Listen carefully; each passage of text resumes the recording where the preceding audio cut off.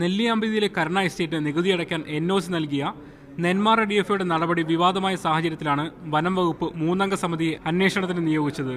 കരുണ എസ്റ്റേറ്റിൽ വനം ഭൂമി 86.4 ഏക്കർ മാത്രമാണ്. 13.58 ഏക്കർ EFL ഭൂമിയാണ്. ഇത് സർക്കാർ ഏറ്റെടുത്തിട്ടുണ്ട്.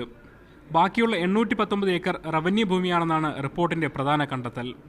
ഇത് സർക്കാർ നിക്ഷിപ്തമാക്കണമെന്ന കാര്യം അന്വേഷിക്കേണ്ടതും നടപടിയെടുക്കേണ്ടതും റവന്യൂ വകുപ്പാണ്. ഇത് നടത്താതെ വനം വകുപ്പിനോട് NOC ചോദിച്ച് ശരിയായില്ലെന്ന് റിപ്പോർട്ട് പറയുന്നു. വെങ്ങനാട് കോവിലത്തിന്റെ കയ്യിൽ നിന്നും 1969 ഭൂമി വാങ്ങിയത് നിയമപ്രകാരമാണോ എന്ന് അന്വേഷിക്കണം. കരുണ എസ്റ്റേറ്റ് മാത്രമല്ല, വെങ്ങനാട് കോവിലത്തിന്റെ കൈവശമുള്ള 7000 ഏക്കറിന്റെ അവകാശത്തെക്കുറിച്ചും അന്വേഷണം നടത്തണം. റവന്യൂ രേഖകൾ ഉൾപ്പെട്ട വിശദമായ അന്വേഷണമായതിനാൽ റവന്യൂ വകുപ്പിലെ ഉന്നത ഉദ്യോഗസ്ഥരാണ് ഇക്കാര്യം പരിശോധിക്കേണ്ടത്. നിശ്ചിത വിസ്തീർണത്തിന് മുകളിലുള്ള ഭൂമിക്ക് NOC നൽകുമ്പോൾ സർക്കാരിന്റെ അനുമതി തേടണമോ എന്ന കാര്യം സർക്കാർ തീരുമാനിക്കണമെന്നും റിപ്പോർട്ടിൽ പറയുന്നു. നിലവിൽ അത്തരമൊരു വിശദീകരണം ചോദിക്കേണ്ടതില്ലെന്ന സൂചനയാണ് ഇത് നൽകുന്നത്.